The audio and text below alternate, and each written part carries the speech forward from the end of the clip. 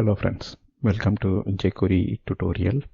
In this video we are going to see how to set default accordion panel so that when the accordion control is displayed, a default panel will get opened. In this screenshot, if you see, the default panel which is opened is topic 02.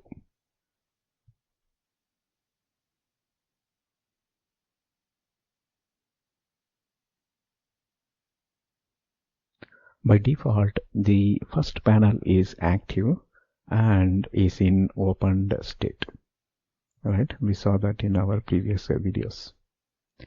Using active option, so that's the configuration option, we can change the active panel on the control load. Let us modify the script to have active config option. Previously we have mouse override. This time we are using one more property, active, right? Property value is 1. So here we are telling that the second panel needs to be the active panel. The panel's indexes are 0 based. So at present we have two topic, right? Topic 0. Topic 1, topic 2 and topic 3. So if we want to make second one as active, we need to pass 1 here. Now let's go to the demo and make this configuration change. So we can use our existing example.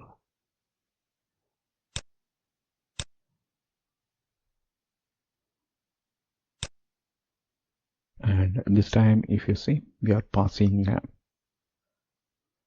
configuration option, right? One is event and another one is active.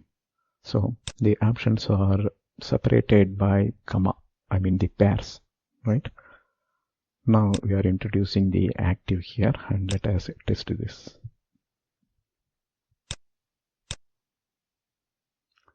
If you see, by default this second is active.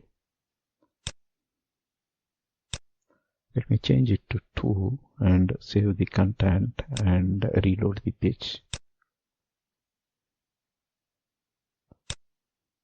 If you see, the third topic is active.